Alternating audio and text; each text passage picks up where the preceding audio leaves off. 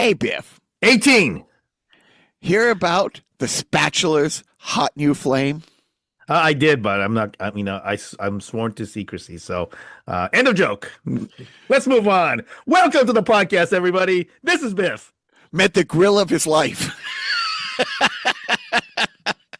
Met the grill of his life. Okay, people, I tried. People. Well, try with this one. No. Hey, Biff, what's the funniest barbecue movie of all time? What's the funniest barbecue movie of all time, Jacques? Monty Python's Holy Grail. God. Hello, everybody. Welcome to Carnival Personnel. I'm Jacques. This is Biff. Yeah, I'm being held against my will. Please save me. And I'm quitting. Well, it'd be an auspicious time to quit, Joe, because as you reminded me the other day, happy anniversary to Carnival Personnel Podcast. Yep. Yeah. You know, the three happiest years of Joe's life. We were on for 8 years, but it's been the three happiest years. Yes. Yeah, no, that's one of those things when you text that, it's like that can't possibly be. Oh, it is true. I mean, obviously it is because, if you think about what was the thing, there's been an entire administration and then the administration after that. So, clearly it makes sense. I mean, so when we started this podcast, my oldest kid was in the second grade, and 8 years later, finally in the fifth grade. Fourth, how dare you? I was given in the fifth grade, but the COVID year in there. But anyway, seriously, happy anniversary to us. Genetics and a big happy birthday to not happy birthday. Anything but happy birthday to one Mr. Daniel P. Cray, who just dropped a new 5-song EP this past week. Nice. Very exciting. So there will be new music. Yes, new music at the end of this podcast from the great Dan Cray, but big happy birthday to Dan. And is Beyonded featured on that 5? No. We're recording. We've been recording 3 other songs that will be dropping this year. So, and mostly because I just couldn't get there enough. Like we started to record a couple of those songs together, but honestly, the if there's a downside to doing the stand-up, as I don't get to do the other 9 hobbies that I have as much as I like, because like most of my weekends have been now eaten up by this. But anyways, happy birthday to Dan. Happy anniversary to us. And how are you gentlemen doing? Yeah. Why don't we just keep it on a high note? Okay. Why do we have to spoil it? That's right. That's a great point. All right. So we'll get right into it. As we talked the last podcast, I was getting ready to go to the prom, and I went to the prom, and it wasn't a prom. I did not perform at a prom. I performed at a post-prom. It's this thing where after the party, at the high school, 11 p.m. to 5 a.m. Dude, they packed entertainment for those kids. First, it was the comedy show with me and Jim McHugh, friend of the podcast, Jim McHugh. Then there was a magician. Then there was an animal show. And I didn't stick around for any of the other stuff because... Is that like a donkey show? No, these are kids. That's what the kids are doing now? My God. They're so much more mature than, I was when I was a kid. Holy cow. Holy cow, I said cow. Yeah. And I'm the awful one. But I don't know what you're talking about. Yeah, it was actually not as horrible as I thought. And I think it's because I'm used to beta testing my material with my 17-year-old here. So I'm used to looks of disappointment and confusion. So it was nothing new when I got to a room full of them, but it was. We could also relate, by the way, just for the record. 100%. The thing is, the original text said 8:00. So, I get places early. So I get there around 7. And that's when I find out, no, we're going on at 11:30. That the event doesn't actually happen to 11, and so yeah, and it was an hour and a half away. So there's nothing I could do except get some work done on the phone and take a nap, So which I did. so this is one of those like keep the kids from drunk driving and procreating and stuff like that kind of a thing, or Exactly. And here's the funny thing is they had all these rules to be able to qualify to go for the kids. Like you had to go to you had to show up at school that day. You couldn't skip, and lots of seniors, because it's the last couple of Right, weeks of sure. school, skipped. You couldn't be late. You couldn't have like X amount of detentions that quarter. So basically, all the kids who you would really want to come to this thing, they weeded out. All the kids who or probably, they just gave up on them from the start. So, those guys aren't going to come anyway. They're going to go off with their 18 packs of beer that their brother got them, and right. So So it Ironically, was the nerds. Ironically, the kids who didn't go to this comedy show are future comedians. Yeah, exactly. Well played, Joe. That was fun. And then last night, I was excited about it because it was my first time in a John Tobin room, friend of the podcast, John Tobin. It didn't come through John Tobin. It came through Mike Katrobis, who was the headliner. But it's the comedy scene at Patriot Place, this huge complex where Gillette Stadium is. so Patriot kind Place. of out there though, huh? Right, because Gillette Stadium's kind of not close, right? Like Yeah, I drove 20 minutes in the wrong direction so I could carpool with Mike for the hour and a half drive down. hour and a half. Oof. Okay. Yeah. Well, But that's it was cool, though. it wasn't look, I had a complete moment of panic Uh, because 2 weeks ago I took my sons to the Kendrick Lamar concert at Gillette Stadium. Mhm. And that was my first time there. So I knew of how big this complex was, but I wasn't. It was just amazing. Like the number, it's seriously, it's bigger, Biff, than the entirety of 4th Street Promenade. Yeah. It's like 5 city blocks of just commerce and hotels. There's a hospital there, but just I don't know, maybe 80 different kinds of restaurants and stuff like that. Yeah, I think it's a Philadelphia model. So I think the Philadelphia started that, where they built they had the stadium already there, and they built the new hockey arena. They moved from the Spectrum to the new arena, Right. and then like everything kind of around it. And so SoFi is trying to do that in LA. Okay, yeah. Yeah, where they have so that there's like 4 different venues, including the SoFi Stadium right there. So But when I took my boys to Kendrick Lamar a couple weeks ago, it's the first time I've been to an NFL stadium. Maybe, well, I would go down to see when the Patriots would come, I would go see them Right. play in San Diego.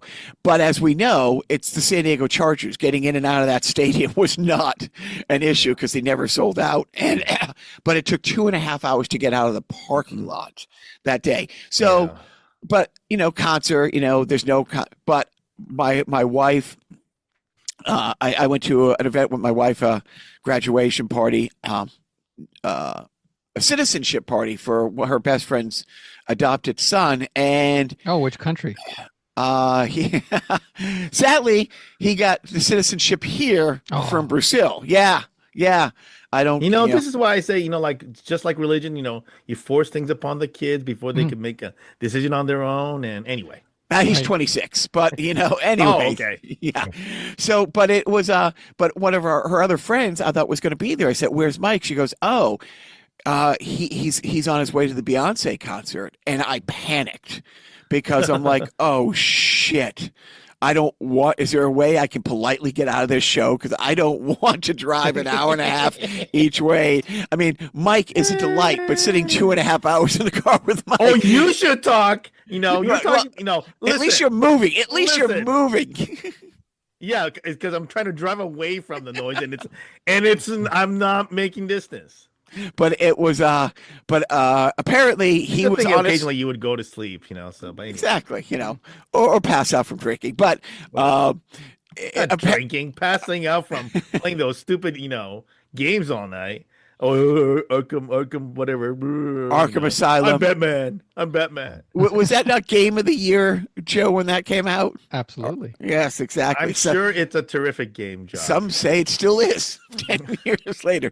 But no, the whole thing is luckily he was on his way to a Beyonce concert at the Meadowlands. And I was like, so it wasn't that bad. So we, had a nice parking spot, but Mike wasn't sure where this venue is because he never played it. And it was you parked here and truly walked all the way to Gillette Stadium down the 4 flights of steps. It's just such a massive thing.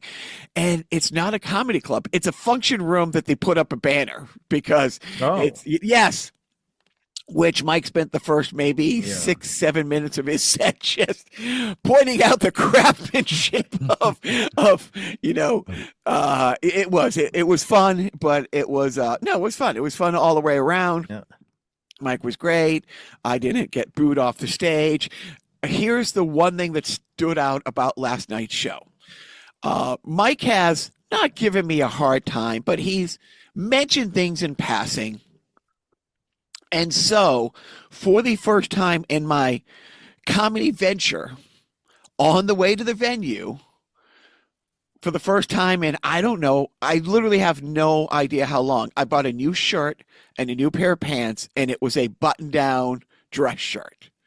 And then Mike said, as soon as I got off the stage, he goes, "That just didn't feel right." You know what you could wear. It looked nice, but it was like. But it's funny because it was like doing stand up at a at a hotel. Right. Like one of those little rooms, what do you call it? Like business things. Like I should have had the Brian Longwell PowerPoint behind me. It's a convention hall kind of thing. Yeah. Right. You know what you could wear? Because and I wear it all the time, but you could wear Hawaiian shirts, and it'll be buttoned down, right? Yeah. And it won't be that scraggly t-shirts where the when did they do that screen print? 1994, right? Yeah, he could look like Bruce Baum from 1989, like really bring back. Remember Bruce Baum? I do remember Bruce Baum. Marty Feldman eyes. Anyone? Lenny Clark uses Hawaiian shirts. There's a couple guys here who do the Hawaiian shirt thing, but no, I think I'm going to go back to the Golden Girls and Powerpuff Girls t-shirts and Hello Kitty shirts that I'm known for. Cool. But they only make them in medium small. I mean, women's small. God, I blew the line. Take 2. Lucky they only line. make them in women's small. Anyway. So it was fun. Our friend Gianti Saltalamacchia. It'd be funnier if he actually cut out the front from the women's small and then hand sew it onto a double XL shirt, and then you can see all the freaking stitch marks all over the place. It's like the Frankenstein Hello Kitty shirt. I mean, that would be a look. You should like a patchwork that. quilt. This is going to be your look, I have new goals for my life, So, hey, we're going to jump ahead to sport almost. And I think it's a bittersweet Memorial Day weekend because I think this is only the second time in maybe 20 years that the F&H All-Stars select team is not in our beloved Phoenix, Arizona for the Desert Classic. Yeah, it's one of those things where, so we have a few players on the IR. Depending on who you ask, it's 3 or 4.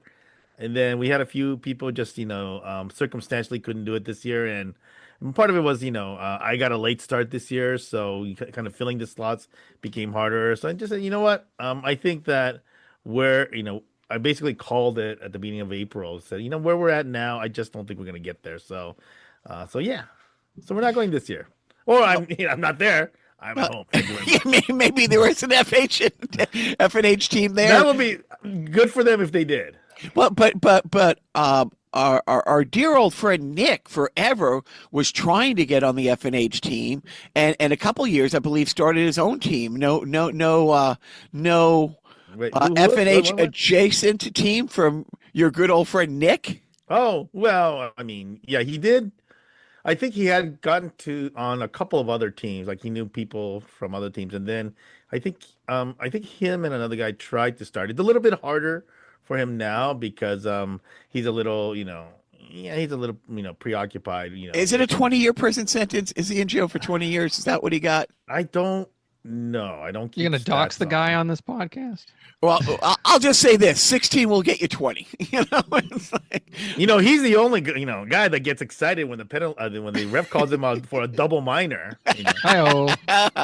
oh, so yeah, so I realized that I'm like, oh, I haven't been on 94 emails every day for the last month about a team I sadly won't be on Yeah. anymore. But I do have more travel coming up.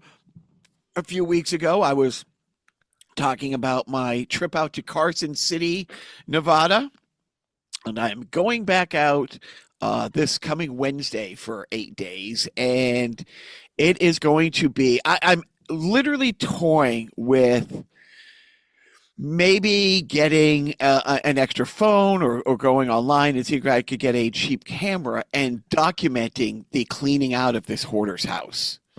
Because it's going to be horrifyingly fascinating. It's just why don't you want to use your own like people just use their all these Instagram people just use their phones now. Like you don't want to use your phone, or is it just because it's gonna run out of room or something?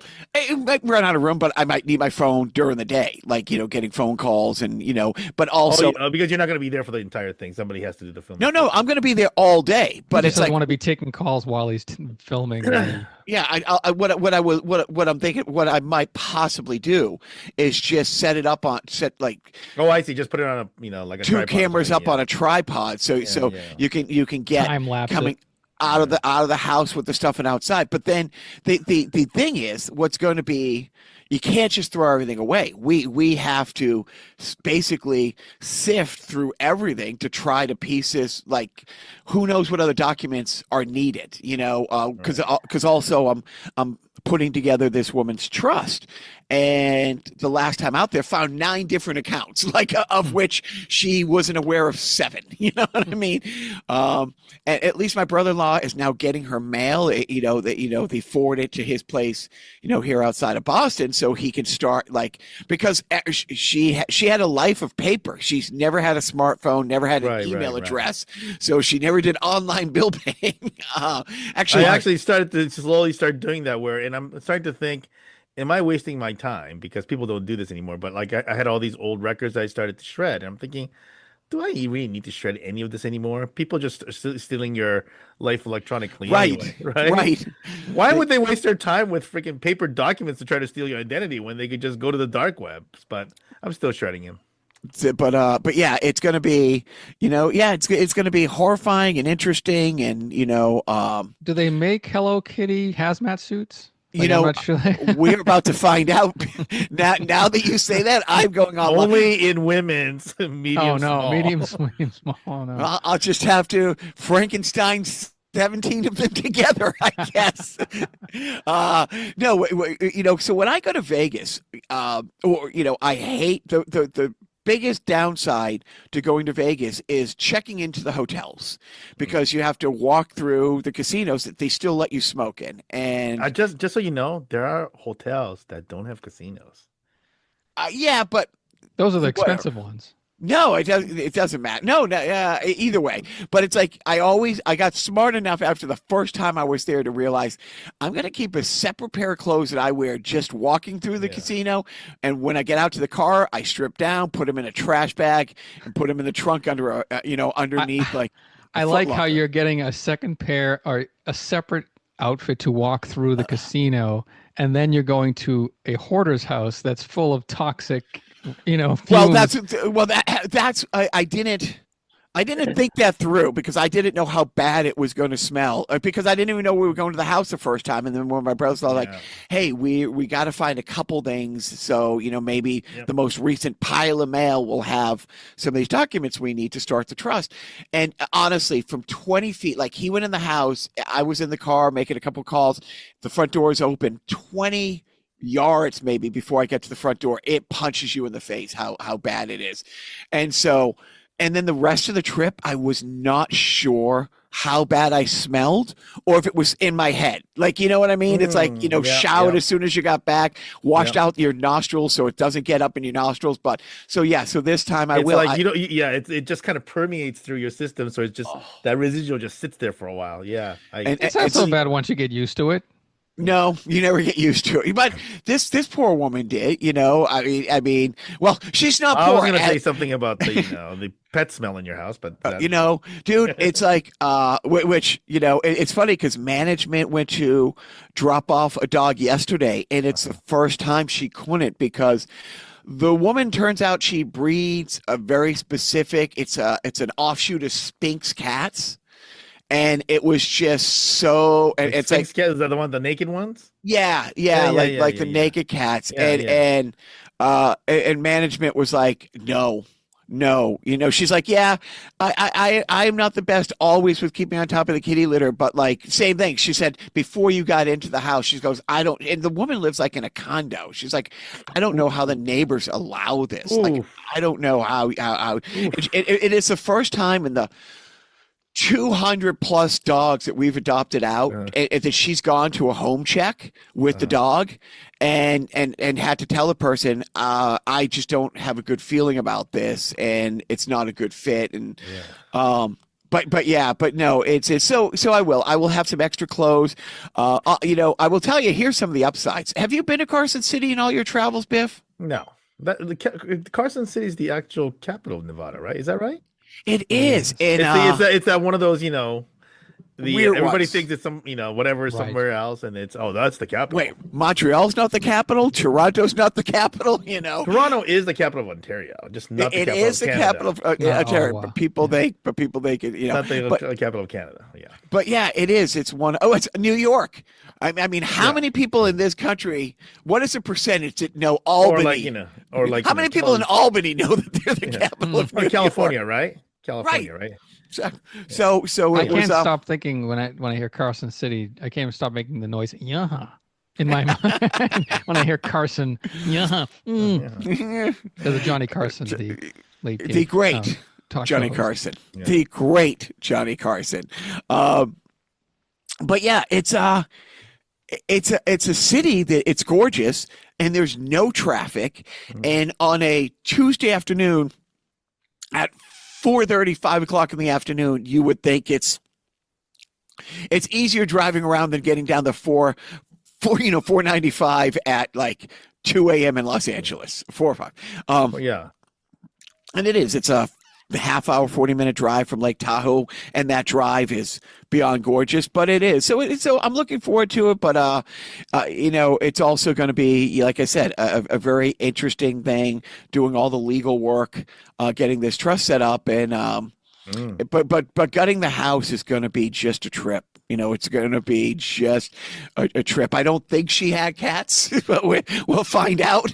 If she was a gamer and you happen to stumble upon some retro video games, just keep your old friend Joe in mind. Okay. Thanks, babe. Hey, Joe, I found an old set of Connect 4. Connect 4. Yeah. Oh yes, it's the first. It's Connect 3, the original version. Connect which, 3. Some people call tic tac toe, but yeah, that's my whole trip's coming up. But I've definitely seen a lot of they have these people, the Western people do this in Japan. And the thing in Japan is that it's a little bit different, right? It's like they don't really have that concern of, oh, if I throw away these, paperwork, it's going to be an issue. That kind of stuff is not the issue. It's like there's a challenge in throwing things away in Japan because like trash removal is a challenge in Japan. Yeah. And so like Wow, you what got that big ocean all around you. I know, right? you know. are not a good person. No, but I mean, so much of it is like, spent on a combination of like they have to basically drain all the bottles, right, from various stuff so that they could put it through the recycling channels. And then the other stuff is, but the key part of these things is let's see what comes out that might be sellable on auction. And a lot of the times they get good stuff, and a lot of times they get this stuff. Well, this has been on for 18 weeks now, still hasn't sold, Mhm. right? So And isn't Japan very specific about the recycling? Don't you have several recycling bins? Don't they have several recycling bins like you? We throw all our recycling stuff in the green bins, and it's the plastic, it's the glass, it's the paper. It's and they just dump it in the landfill anyway. Anyways, it doesn't matter. Right.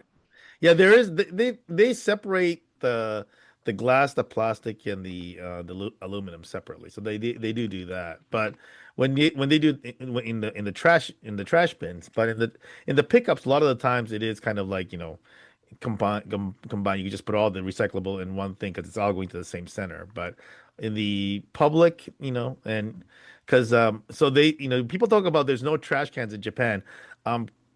Kind of true. There's actually no real trash cans where you could throw away trash, but they have plenty of places where you could get rid of your bottles and cans and stuff like that. And a lot of the times they're actually attached to the machines where you bought the drink. So, and people are obedient and respectful enough over there to not just throw other things in those cans.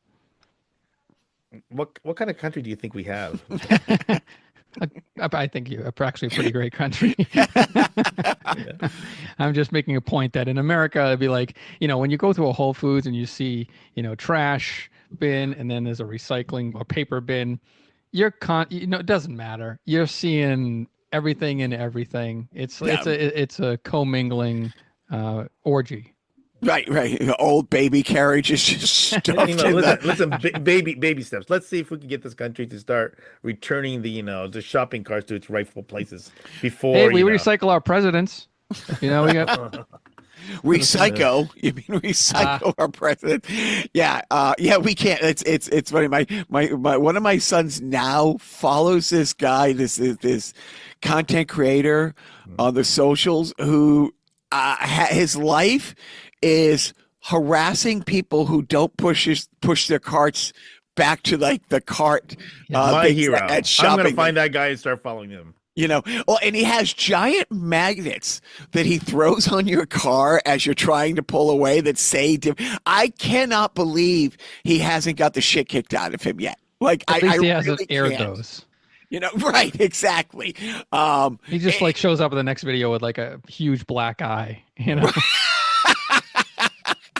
But yeah, I didn't finish my last video because I will forward that to you guys. But yeah, my son loves the guy, and that's his job. Or his job, his whole life is just going to the Rouse parking lot and harassing people for not taking the 30 seconds to walk 10 steps. I've seen this guy. Like he doesn't he wear like a uniform or something, and he has like a logo on the magnet. Like it's like a big like shopping cart shaming thing. He has like, depending on your response, is the magnet he throws on your car. He has like 4 or 5, and they're big. They're like really, really like big. And then he's always like lots of times people will stop the car, get out, and throw it. He goes, "Now you're a litter bug," and he throws a litter bug magnet on their car as he starts to drive away. Look. I said it before, and I will say it again. Not all heroes wear capes. It is, as Joe likes to say, as quoting Willy Wonka, so shines a good deed in a weary world. Mm-hmm. Did I get it? Was I close? All right. No, right, spot on. Fantastic. So that's it. Let's not talk about any awful stuff that's going on. Nothing awful is going on. I don't know what YouTube wormhole you're watching. Well, you know what? I am. I don't know if this is good news, but even people, and this clip, I had about 10 different people send it to me. Even pieces of shit, over the top conservatives like Piers Morgan are finally openly calling Gaza genocide. Yeah. Mm-hmm. Yeah. I mean, I don't know if it's a good thing that everybody, not everybody, but more and more people, have to say, okay, you're still starving. I was going to say the person that I think is more kind of consequential is Joe Rogan, where he's basically asking, I don't think you need to kill 70,000 people, right? So when you have Joe Rogan going that way, it's like, because like I don't think he wanted to really even touch it, right? Right. Well, I mean, Joe Rogan's and that category of you can go eat a pile of shit, because I've also seen other clips where he's starting to say some of the stuff going on with this administration is flat out fascism, it's dictators. He's not screaming it from the treetops, but he's saying, well, if you're saying the Supreme Court should be disbanded, and it's like, dude, fuck you. You pushed all your chips in. You and Jake Tapper can go to a fine restaurant of like bags of shit and share a table together. No, wait a minute. He might be admitting that, there's a genocide happening and acknowledging that we're living in a dictatorship, but is Joe Rogan saying those things are bad? No, that's true. Okay. Right. Yeah. Right. Yeah. I for one pledge allegiance to the ant overlords. Right. I messed up that line. What is that line, Joe? I for one welcome our ant overlords. Ken Bruckman. So yeah, it is like it's one of those things. I think he was complaining. One of the clips that I saw is he was complaining that, we're arresting, U.S. citizens without due process. We're arresting judges. And then now that since the last podcast, we've since arrested a mayor for going to a protest, not interfering with ICE, not like, keeping like a New York or New Jersey mayor. It was New Jersey mayor, Yeah. Trenton, New Jersey. Another wacky capital. Wacky capital, and then when I say mayor of a city in New Jersey, I'm not talking Bruce Springsteen, who is he the president of New Jersey? Is he? Probably, right? Is he? Yes. Or bad skin, washed up hack, as some people have tweeted out about him recently. And now, but this past week, a congressperson who had a right to go to their district and go to, a rally. So we are no longer talking about living in a dictatorship. We are actively arresting, media, mayors, judges, Congress people, for the crime of doing their job. It's like they're black people getting arrested, black while walking. You know what I mean? It's like that is where we are at now, where every single day, and there's so much that you can't barely cover, but I'm quite sure that you guys at least heard about the crypto scam meeting that happened last Friday. He had it in Virginia. He had a gathering of possible investors. It was $1 million a person to go. So if you had a plus one, it was $620 million was raised at this event. And the people, and just like the Proud Boys who are marching with their face covered, like how proud are you if you're covering your faces? If you saw the footage of the people going into this meeting, they were wearing masks. You know what I mean? It was like one of those. They don't want to get sick. They want to spread that COVID. Nope, not those masks. Nope. Those eyes wide shut kind of masks. Right. The Squid Game cabal. Yeah. That's like literally that. Thank you, Joe. That's a better analogy. Like the Squid Game, and of course, somebody like, so this one guy who's this Japanese. At least it wasn't a white cone, I guess, right? No, they put those on when inside. They put those on. The coat check. But they one of the guys was a Chinese nationalist who has been investigated since 2018 for market manipulation. And all of a sudden, nobody can find any shred of evidence of that investigation still going on. And all it cost him is $65 million of a donation. I mean, you're selling access to the presidency, his first quarter in office, and it's the new normal. They've normalized all of this. So, yes. Well, I, for one, welcome our new insect overlords. I'd like to remind them, as a trusted TV personality, I can be helpful in rounding up others to toil in their underground sugar caves. I just had to read the quote that I found online. There you go. Look at him, Biff. Read the quote online. That plays on a loop in your head. Well, I got it wrong the first time anyway. Go on. Yeah, but just to throw us off the scent that you don't know every line of the first 10 years of Simpsons by heart. But yeah, I mean, that's where we are. You know, we're arresting. It's now illegal to be a Democrat, and it's and real IDs don't make a difference if you're brown. No, real IDs don't make a difference. Yes, I found out. I didn't know. Luckily, I traveled with my passport because the first chance to leave this hellhole, I'm gone. But coming back from Carson City was the first time I gave them my license, and they're like, "Oh no, this isn't a real license." I'm like, "What?" It's like, "Oh, it doesn't have the real ID, the real ID because it's an old like yeah. My license, I get a new license in like 2 weeks, but right. But in the meantime, yeah. So I have to get a new license with the real ID. But I guess did you put in for that? Like, are you all set? I didn't even know. To be honest, didn't even know about it. I heard about it, but I thought attention to the crypto meeting. Well, no, I thought it was like, okay, if you don't have a license, like No. if my 18-year-old son, well, he's not 18 yet. If he I mean, to be fair, this has only been going on for 5 years, so they postponed it a couple of times. Yeah, but because of COVID, my wife has to. Hers is expiring, and she has to get a real ID, and if you go to the registry of motor vehicles in Mass, you're going to be months out, so you might want to get like a AAA thing and pretty quick. Well, no, I have my passport, so and you're white, so that's good. No, even in Carson City, where I believe it was 98% white. Well, like I mean, most places do a scan now. Mm. Like they actually scan the ID. Right. Like you hand the license to them, right, and then they actually scan that ID through the system, so they'll tell you right away that you don't have the correct whatever.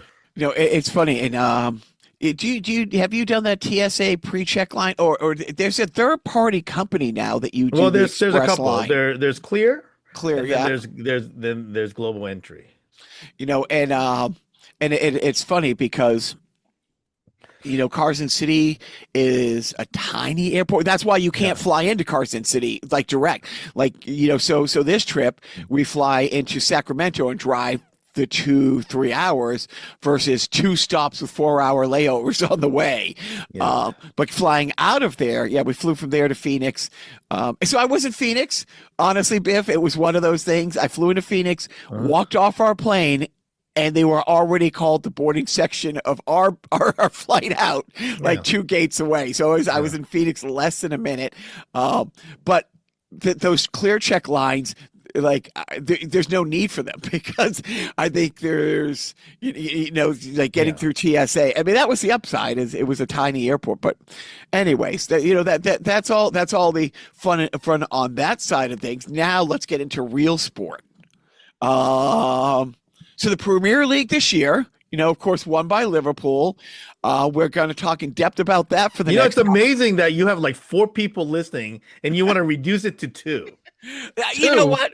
Well, I will tell you this. This is great about Liverpool winning the Premier League. And I don't know if you saw some genius. I could start talking about my No. If you like this, you like this. Bands. No, please do. And how the lovely, all these lovely stories about them, but it's equally interesting. Biff, trust me. So there's no playoff system in European football. Like, you win the league and that's it. So it was pretty obvious that Liverpool was going to win on this day. Some prankster bought, I think they said he sold 1,000 cans. Those flares? Yeah. He bought 1,000 blue flares, painted them red, and put the proper sticker back on it, and was selling them outside the stadium because their color's red. So when people were celebrating, it was the stadium covered in blue flares going off, and all this great footage of people trying to throw their jackets over it to hide the blue flares coming out. So not only did this guy prank an opposing team's victory celebration, he made money doing it. And I will say it again: not all heroes wear capes. Yeah. No, but we're getting to the NHL. And what is happening? Is all Canada getting behind the last Canadian team? Interesting. I don't. You know what? I don't think that's a thing. I think that that's what Americans think happened in in that country, but I don't think that's truly a thing. Like, I think there are definitely people who will say, yeah, I'd rather have Edmonton than the other three teams, which is reasonable, right? Because, I mean, Florida just won. Nobody really cares about the Canes, and nobody really cares about the Stars. So maybe given the choice, right? But nobody in Calgary is going to root for Edmonton, right? Well, you're And right. probably very few in Vancouver, right? So. I mean, our Ottawa fan. Hey, how about people in Nova Scotia? Who are they pulling for? Are they rooting sadly, for? sadly, I mean, they might, because that area is traditionally Leaf country. So How about the Northwest Territory? Northwest Territory, there are no people there. There's only polar bears and seals and stuff like that. There are no people. But if they've been hit with tariffs like the Penguins and the island outside of Australia, okay. So who are you pulling for? Who was your pick going in to the Cup? And I actually thought Colorado was going to win the Cup, but only because I thought the winner of that series would win. What actually happened was that I actually originally had the Stars winning the Cup because I thought the winner of that series was going to win the Cup. But what happened was that they were already dealing with some injuries, and on the very, very last game of the season, one of their best offensive players got hurt, and I said, "Well, there's no way they're going to beat Colorado with this guy out," and I was wrong. But it's just one of those things where it's like, why are you playing one of your premium players on the last game of the season that is completely meaningless, only to have them get injured, right? So just one of those things, right? But whatever, it happened. But I mean, was he going for? Did he have an incentive clause like games played or no? I think it's just one of those things where he just wanted to play or whatever. Who knows? There was really no reason for him to be playing. And football, I remember okay, you have a bye your first week. Right. And it's like, do you really want 2 weeks off before going in? Do you want to play people? And the answer is yes, you rest all those fuckers. You know what I mean? But they got by. So who do you think wins it now, and who do you hope wins it? I'm still gonna go with my original pick, which is I kind of want to say Dallas, but I think Florida's gonna win it. I actually think that they're the best team right now. I think if any of the four teams, the one that I want to win is Edmonton because I generally believe in, I want the great players to win the Cup, right? I don't want the Dale Hawerchucks and the Cam Neelys, right? Those things suck, right? I mean, you want them to retire with their name on the Cup. So I'm I'm rooting for Edmonton largely because they have those great players that I feel like, I want them on the Cup. Right? So, I would like one day, Biff, for you to put together your all-star team throughout history who haven't won the Cup. Yeah, I mean, Brad Park is one of the defensemen, right? Right. Yeah. Probably. Yeah. But I think he finished in the 8 seasons Bobby Orr won the Norris Trophy. I think Brad Park was second or third in voting 7 of the 8 times. Yeah. I mean, there was no question that he was you take Bobby Orr out, he was the best defenseman in the league. I mean, there were times where towards the end, Larry Robinson came along, and then there were some years where the Serge Savars and the Guy Lapointe were a little bit, they had better seasons and so on. But if you look at that whole period, right, there's no question, right? Yeah. I mean, and you think the career Orr would have had if he could have played as long as, because Brad Park was a 20-year guy. You know what I mean? I sometimes forget. I think he had another year or two in Detroit after he left Boston, if I remember. Yeah. I mean, the problem with, Bobby Orr was that essentially people went after him, right? I mean, they went to injure him. Who said it? That Gretzky was protected and Orr was a target? Because the NHL got smart and they're like, you know what? This is our fucking meal ticket, Right. But yeah, so yeah, you would like the greats to win it. And I'm not trying to I'm going to gaslight you with a couple things, but I'm not gaslighting you with this. Austin Matthews in Toronto, is he? I mean, how good is he, and how sad is it that his playoff career? And I'm not. Is he in the same category as Davis, as Mick Jesus is? No. There's really only three players altogether that I couple in. I really think in the modern AHL, the only guys you could talk in the same conversation is McDavid, McKinnon, and Cale Makar. maybe Leon Draisaitl. I think those are the only guys that are in that. I mean, Austin Matthews is definitely in that next tier, but I really think that Austin Matthews as a player is really, really similar to Joe Thornton in terms of, incredible, player, right? And he's kind of trying, but it seems like, how Thornton seemed like he just didn't have that extra gear, that extra gear, yeah. That like in a play, like you like the players who are become that next level player when it comes to the playoffs, and I don't think that Thornton was ever that, even though I thought he was unfairly criticized a lot, and I think Matthews in some ways is kind of like that, incredible player, one of those guys where he's already established enough so that he's likely to be and obviously he's playing in Toronto, so he's probably likely going to be a first ballot Hall of Famer, but. I think on that team, I think William Nylander is the better playoff player, and so that's kind of the part of the issue. And and Matthews is the captain, and I still question that. Like I don't like this idea of just automatically giving the captaincy to your best young player, because there are teams where, like. Colorado could have easily gotten, Nathan McKinnon to be captain, but that team, Gabriel Landeskog is a horse. I mean, that guy, he was out for a long time, but I think there are times where you want to get the right captain, and Toronto hasn't had the right captain probably since like Matt Sundin or Wendell Clark, that era. So I think that's been, I do think that the Leafs have a leadership issue, but whatever. Right. I mean, you're not gonna like you look like the chain of Chara and Bergeron in Boston, right? It's like nobody questions those guys, right? Those those guys are those guys are running the locker room. Right. Well, that's it is. Yeah, the lead. Some guys are just like that, just born leaders. Yeah. And which is why your best player isn't always the best captain. It's just it is one of those things that's nice about the NHL is that by and large, like your best players are often the ones that work the hardest, right? Right. I mean, say what you will. I mean, people talk about. Sid and his whining and all that stuff. And, he doesn't whine the way he used to. But, I mean, nobody works harder than that guy. I mean, that guy is basically doing all this stuff. And then, like, these young guys come to these, whatever, the World Championship, and they see freaking Sid coming off of, entire season doing all this stuff. It's like, oh, my God, what have I been doing, kind of a thing, Right. Yeah. It's one of those things. Yeah. So right now, what are the series as we chat? Carolina's basically done. They're down 0-3 and they've been clobbered. I mean, they've been mercilessly clobbered. So they're done. They have game 4 in Florida tomorrow, and I think that's going to be it. The other series is it's like 1-1 right now, I think. So it's going back to Edmonton. So nice. Well, and if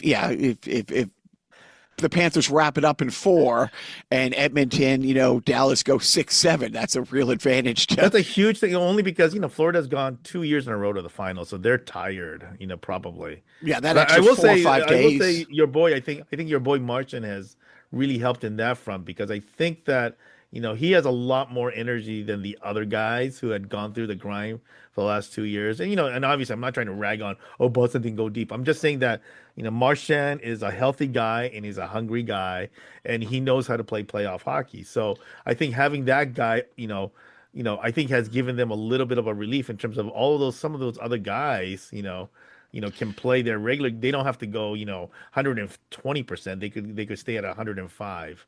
Well, like you said, first of all, I mean, if any time you add a player like that and it takes you to the cup or the cup finals, it's like, okay, that was a great move. Yeah. But and especially somebody, and he's one of those guys, he has that extra playoff gear. Yeah. I mean, he plays hard in October. I think he has the same impact that like Ron Francis. Right. Yeah. Perfect. I think perfect. Because, a lot of the times these deals don't work, they bring these people in and a lot of the times they don't work. Well, I mean, and talk about things going full circle. Marchand's rookie year, which was when the Bruins won the cup. Yeah. He was a second line guy. He was the third line guy. Third line, yeah. And they had that. They had that late season, veteran pickup who truly got them over the hump. Yeah. And that Marshawn line, and I remember, the rookie Marshawn talking about seeing, how, what a difference it made, having that late season pickup guy come in, and now he is that guy. What is it, 14 years later? So it also it is also kind of, I think it's, for some players it's good to be young and stupid, or like what I'm saying, like he was he didn't know any better, right? He's a rookie, didn't know any better. Real similar to like the two guys in the Ducks when they won, like Corey Perry and Ryan Getzlaf. Yeah, they don't know any better, right? They were too dumb. They were too dumb to know what a big opportunity. I mean, they're both Hall of Famers now, but I mean, back then, like, back then, these guys know what they're doing. We have Temu and we have Niedermeyer, and yes, Niedermeyer, dead. Yeah, I know. All right, so wait, weren't you going to go see one of your all-female Japanese speed metal bands this week? What happened? No, that's not. No, my next show is in a few weeks. Yeah. And what show got canceled? It was a big thing. That was actually that was in Europe. That was not in Europe. That was in Wisconsin. But yeah, it's just apparently it's getting harder and harder to get a lot of these visas. And when I went to see, there's a guy named Marty Friedman who used to be the guitarist for Megadeth, but he lives in Japan and his backup band is all Japanese. And when I went to see him in January, his band didn't show up because they got sent home because, even though they had all the paperwork, Dude, okay. So we're going to stay on sports as we talk about this because, there's another band out of England, the UK. And I'm naming the band. The singer is from London, but he has U.S. citizenship and lives in L.A. Right. But the same thing is bands from London, and they all flew from London to LAX. He was the only one, and they not only could the rest of the band not get in, they were detained in a holding cell at LAX for 2 days. Yeah, I saw. I can't remember what UK subs. The UK subs. Yeah. My friend John in Austin. There's a band that he plays lots of shows with. I'm blanking on their name. They're not a household name, but it's the same thing where one of their members has a green card here and he can't get a visa to go on a tour, and they just had to cancel a European tour. Here's how it applies to sports. Next year, this is where the World Cup is. The World Cup is in North America. So right. a lot of the preliminary games, the first two rounds, a lot of the games are being played in Mexico and Canada. Right. Yep. But all the round of 16 games on are slated to play in the US. What I think FIFA is going to have to decide sooner than later is, well, first of all, how many people are, like, if you're from Belgium, if you're from the Netherlands and you want to come over and see, are you going to be able to get in? Are you let's another problem that FIFA might have is Iran has qualified for the World Cup. Yeah. And so and look, Iran wasn't expected to make the World Cup, so they're not expected to get to the round of 16. So I'm guessing most of their games will be scheduled in either Canada or Mexico to play. But if for any reason they get to the round of 16, that causes a real political pickle. And honestly, if you were a person, and maybe from a South American country, like are you coming up from Brazil with the chance of being detained because even if you have your visa in hand, you might land in Chicago where the game is or wherever and be told, nope, you're not getting in here. I wonder if FIFA is starting to think about rescheduling games just because of the we live in a dictatorship who might are they going to start having a chat with the administration so that they could prevent that, right? Well, because look, Qatar had to make a lot of concessions to host the World Cup. Sure. And some of the it's not a dry country. It's not like I've been to Saudi Arabia. I've been to Kuwait. Those are dry countries. Yeah.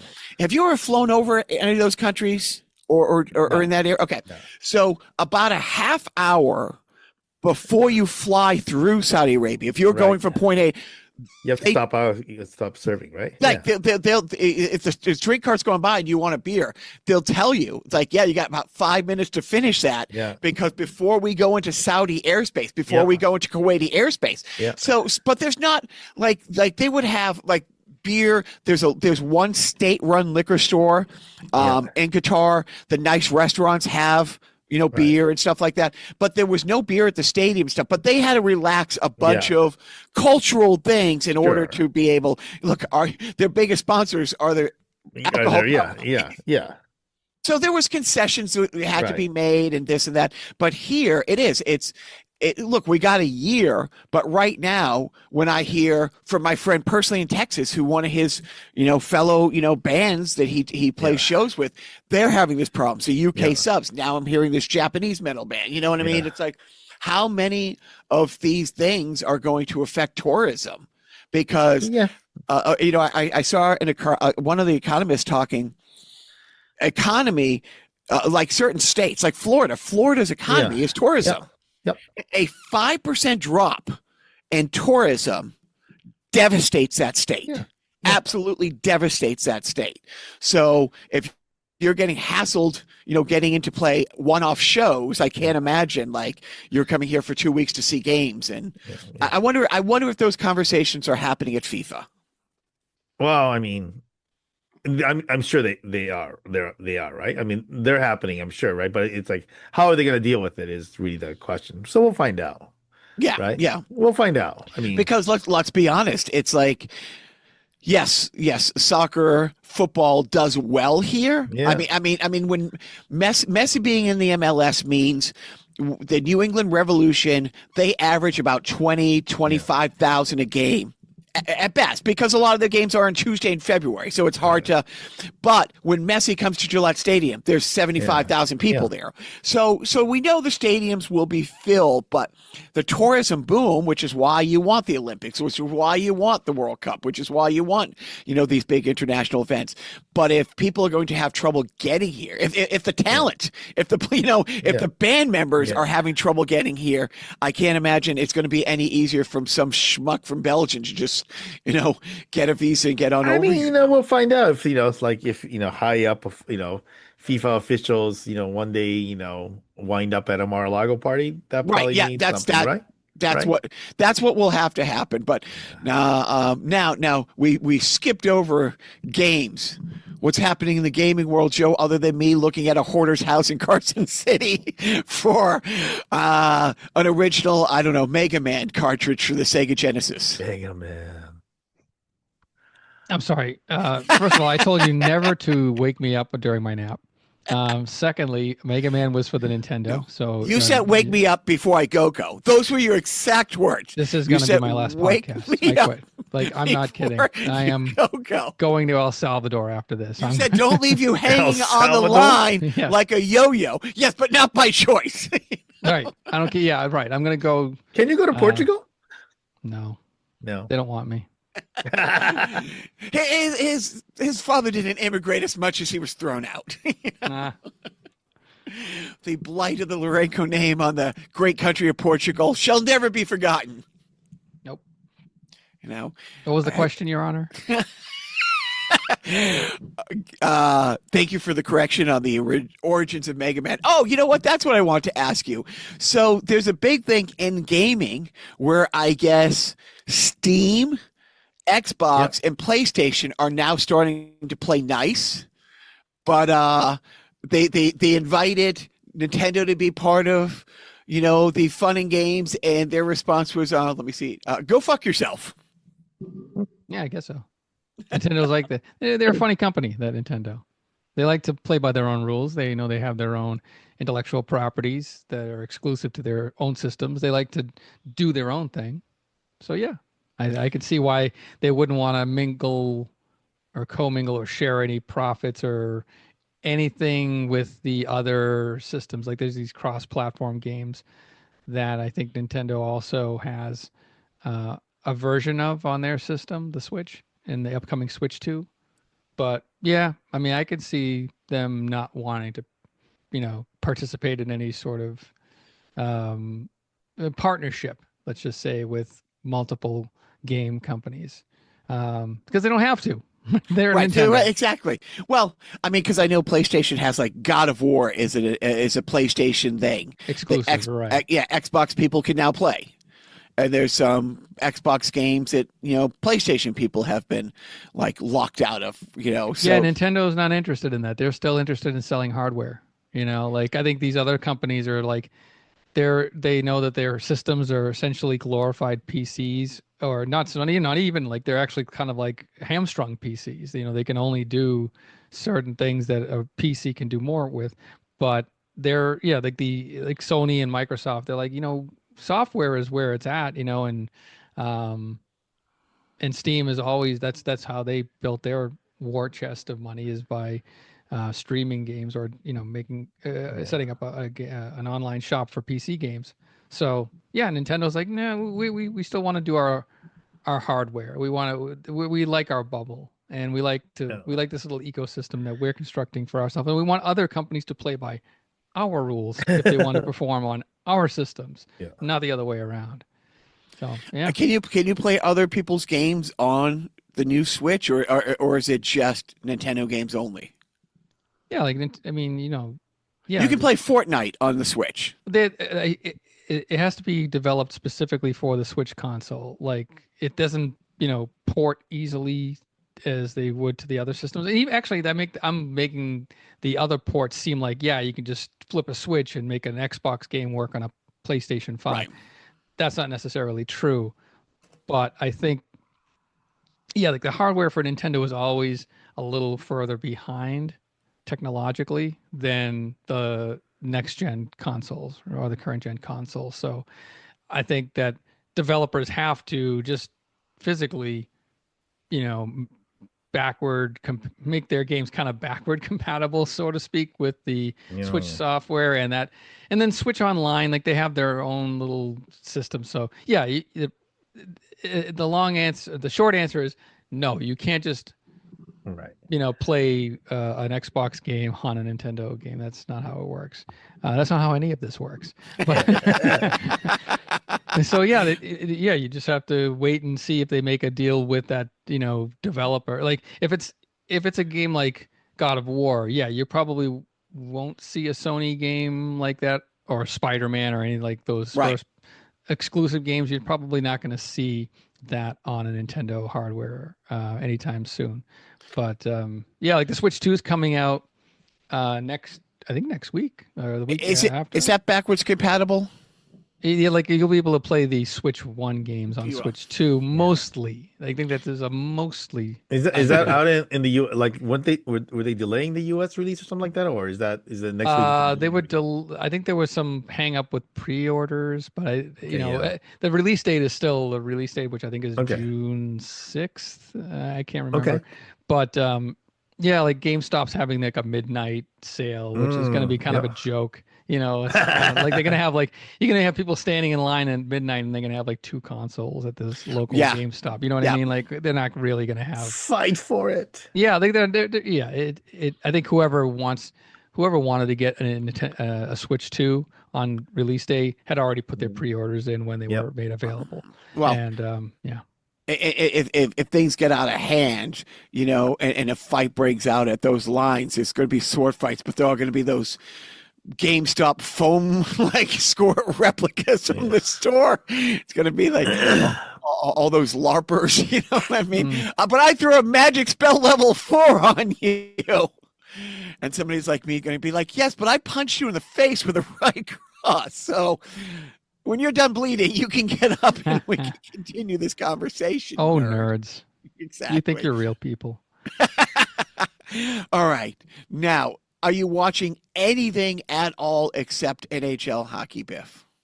I watched, I went back to YouTube and watched a bunch of old Tommy Lee Jones coffee commercials from Japan because they're the best. Have you seen those, by the way? Only because you brought those to our attention many years ago, and he is a delight. Yeah.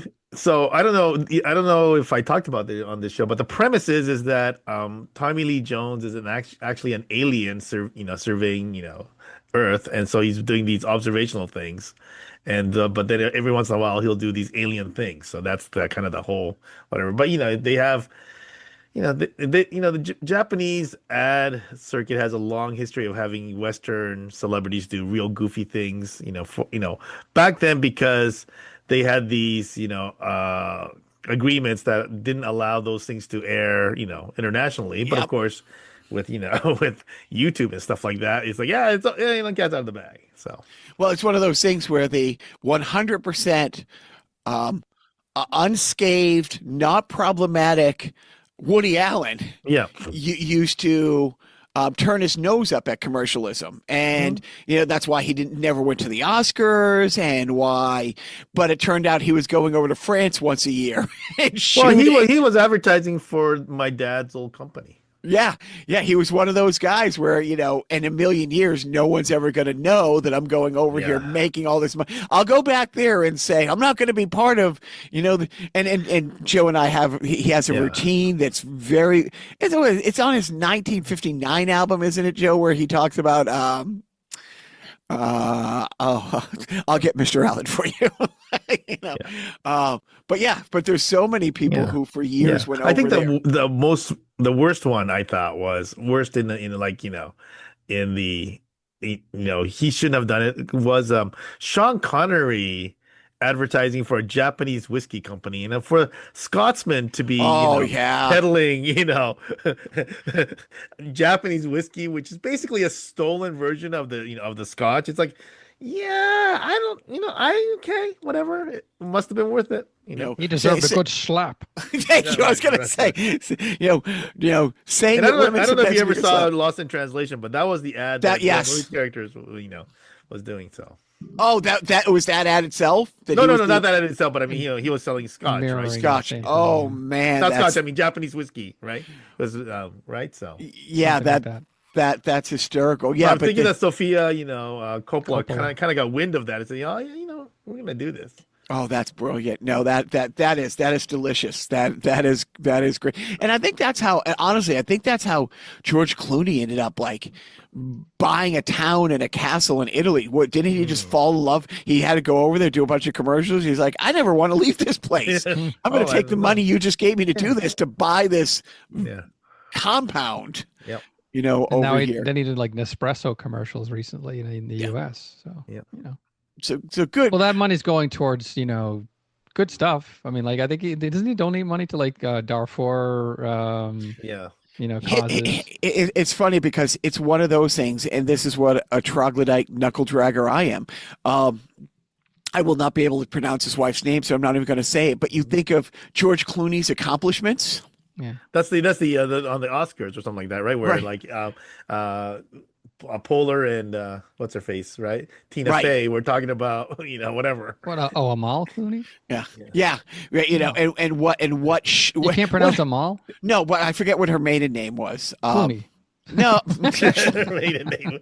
That's right. her name now. I Just, mean, just Touche. like Penelope Cruz, right? Touche. her name is Amal Clooney. So go ahead. okay, but yes, UN ambassador, like Yeah,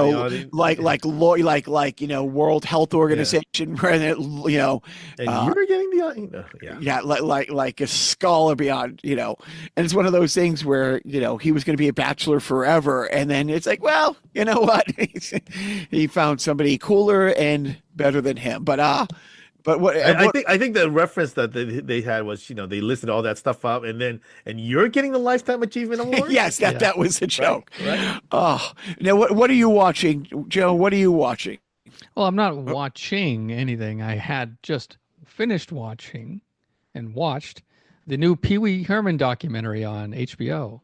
Two parts. Yes. Yeah. They both dropped on Friday. It's called Pee Wee as Himself, and it's very good. I like it a lot. Because it is Pee Wee Herman trying to wrest control of his documentary from the director half the time. Like basically like half of the movie. Oh my God, is that's freaking him awesome. arguing, not so much like arguing, but kind of pushing back or being a stinker with the director. It shows some We're behind not the gonna scenes. talk about the movie theater incident. No, he I'm just definitely kidding. does. Yeah, right. Well, he didn't want I forgot that he was arrested again in 2002 or 2002 Something, for right? Yeah. child pornography charges because somebody who had named Jeffrey Jones, the guy from Beetlejuice and Right. that who Right. Yeah. actually had legitimate child pornography. Yeah. I guess the person who named that uh, Jeffrey Jones also named Paul Rubens in that same thing. Yeah. And then they raided his home, and they found some, mostly like homoerotic, like vintage homoerotic Yeah. stuff. And then they tried to get him on obscenity charges, which he pled no contest to or whatever. So but he didn't really want to talk about that. Um, and it's fascinating. It goes through his entire early life. I didn't realize that he had like a long-term relationship in the 70s with somebody. That person unfortunately passed away from AIDS in the early 80s. He talks about that. But it's just great seeing his trajectory. A lot of home movie stuff, like it was Right. pretty neat seeing like his childhood and also like his college stuff, the avant-garde kind of Cal Arts scene that he was in. Yeah. The Groundlings, obviously. There were testimonials by Lawrence Fishburne, Tim Burton, Lynn Stewart, who played Missy Vaughn on Pee-wee's Playhouse. Phil Hartman wasn't a part of the documentary. Like, well, I mean, he was, but couldn't make the scheduling he work. couldn't. Yeah, they couldn't make the scheduling work. But no, it was good to watch because you see like up until and actually like there is a point in the end where you hear like a final recording, an audio recording Pee-wee had sent or Paul had sent to the director to talk about the 2002 arrest that he kind of made a statement on, but he didn't do an on-camera thing with.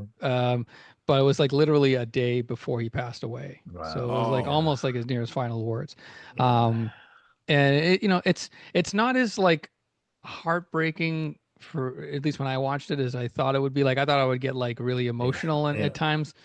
And he's just a fascinating he was a fascinating guy, a kind of a conflicted guy, constantly like in and out of the closet, in and out of like wanting to be in a relationship. Like he felt like he lost a part of himself in the 70s when he was in a long-term relationship. And so he decided to break it off with that person and really hunker down and focus on his career. Right. He wanted to be a serious actor up into the late 70s. And then he realized, well, no, like let's embrace comedy because stand-up was coming up in the late 70s. And he was in Los Angeles where the big scene was. And he thought, well, why don't I just embrace comedy and do that and I can do comedy. And that's when all the other characters came out, including one character named Jong Long To he admitted on camera, like, yeah, this is a racist character. It was an indigenous person character. And he was like, no, this is like, thank God Pee-wee Herman came along. Right. And you even like the origins of the name Pee-wee Herman are in the documentary. And he talks about the movie and the show, obviously, and the big top Pee-wee follow-up that he learned that maybe he needed to succeed or he needed to like give some control back to other people because he had more control over the second movie than the first, which turned out to be more of a flop because it wasn't as magical and as whimsical as the first movie. I could rewatch that 3.5 hour documentary again because it was I learned some things. Mainly that he was he liked to fuck with people. Let's just put it that way. So I was gonna ask you because like I thought that I wanted to say maybe VH1 or something. Somebody did a thing on him like maybe 20 years ago, like a long time ago. I think they might have been an True Hollywood Story. Maybe one of those, right? Which they think they actually show a clip of. Okay. Because there was a person who he had worked with on the stage show that after his 91 arrest for indecent exposure in the movie theater, they kind of badmouthed them on that True Hollywood Story. No, that's And yeah, that was the point I was gonna make because I think that one that I saw was very, very like, and obviously though when those things are always they want to kind of present some angle, right? To, kind of sell the thing. And I think they are, I think unnecessarily salacious. But I did see like multiple people basically saying that, if you know Pee Wee Herman, if he doesn't think he can help, you can help him, then he's not going to give you the time of day, kind of thing. Like that's the kind of person they, portrayed him as. And I wasn't sure. It seemed like he had these, ongoing collaborations with the people he kind of came up with, which seemed to be. I mean, maybe, that might have been true for you, but I mean, it seems like there were other people that he brought along. So I wasn't sure, that narrative was actually true, but I don't know if that kind of stuff is, it was brought up in the documentary that a lot of his professional relationships were, transactional, or yeah, perceived as transactional. Like right. they even showed a clip of Howard Stern had a very short-lived one-on-one interview show kind of pilot on E in the 90s, and Okay. he had Phil Yeah. Hartman on, and in that interview, Phil Hartman talks about, or Howard brings up his relationship with Pee Wee, and that they had a falling out and there was a disagreement, and yes, there was like some bad blood there for a while, which I don't know if they reconciled before his Phil Hartman's death. I think they kind of did, or were Yeah. on the mend. But in any case, yeah, there were. It's not a hagiography, as I learned Right. that term the other day because of the Melania Trump documentary that's coming out. That $60 million fucking documentary that's being produced. A hagiography is something where it's basically like it's produced by and only is very flattering towards the subject, Right, right, right. versus a more objective documentary, Yep. which this one is. They tried to be. I think they very much so tried to be objective. And who knows if he hadn't passed away? Right. Who knows what?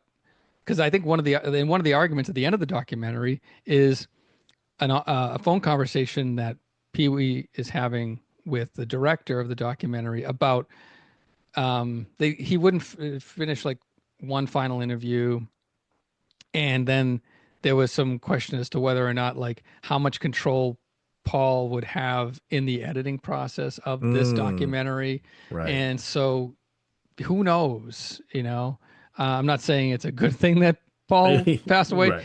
Obviously nobody really knew, and they state this in the documentary, that he was Right. fighting cancer privately Yeah. for 6 Right. years. Right. So who knows? It was good to watch a movie to make cry. I was going to say, is it something I It's want not. No, it's not super. ask weepy. management if she wants to watch, or do I watch it myself after everyone goes to bed? I watched it with my wife, and I mean it's two parts. You can break it up. I just decided to get it all in one chunk so I could talk about it here. And I very rarely do I get access to the big TV. So, reasons. So I decided to take advantage of that as well. But no, I think it's well worth a watch, and I was looking forward to it, and I wasn't disappointed. Good for you, man. I will definitely. Yeah, I've been looking forward to seeing that too. And who directed it? Is anybody who directed some of the other ones that we've seen? Yeah, you know what? It's funny you say that because I was looking up. The director's name is Matt Wolf, and even in the documentary, Paul on camera says that, I chose you because I liked most of the documentaries that you had done in the past. And then I just looked up what he had done in the past. And one of the movies we had seen and talked about here, it was that Recorder documentary about the woman who taped television for decades. Oh, and then that's Saint. Yes. And then, so that, and all of those tapes went to the Internet Archive, which I believe are being digitized. But he directed that documentary as well, and I think a couple of others that you might be interested. I don't know, but Which one didn't Pee Wee like that he did? I don't know. Maybe it was one on Phil Hartman. But you know what? Yeah, it was just, and I had no idea he was gay. Not Phil Hartman, but Paul Rubens. That you're right. So like that's a big topic. I mean, really, like homophobia is like the running theme throughout his entire career. It's just like because he was living an out lifestyle, but then when he wanted to get serious about his career, he decided to pass as straight, and live a very private life. He was a big time pot smoker too. He didn't want to, be seen as a druggie and a gay druggie in the early 80s. Didn't, wasn't family friendly, let's just say. Right. In a I mean, couple part years. of it is, I mean, like some of that stuff is like the way I probably like in the 70s, right? A lot of these things became a lot more tabloids and everything became so much more intrusive in the 70s, I want to say. Maybe the late 60s, but you used to like Rock I think like everybody knew that Rock Hudson was gay, is that right? But Yeah. it just I mean, when he got the AIDS. when I say everybody, like everybody in Hollywood, right? Well, I think Probably. when they found him face down on the Hudson is when they. Anyway. Oh, that's a Jim Neighbors joke. I'm not a good person. Now I have to tell people who Jim Neighbors is. Okay, so Jim Neighbors. I've been advised that Jim Neighbors settled in Hawaii, and I've been advised that he is the worst house to go to for trick or treating. Is what I've been advised. Golly. Okay.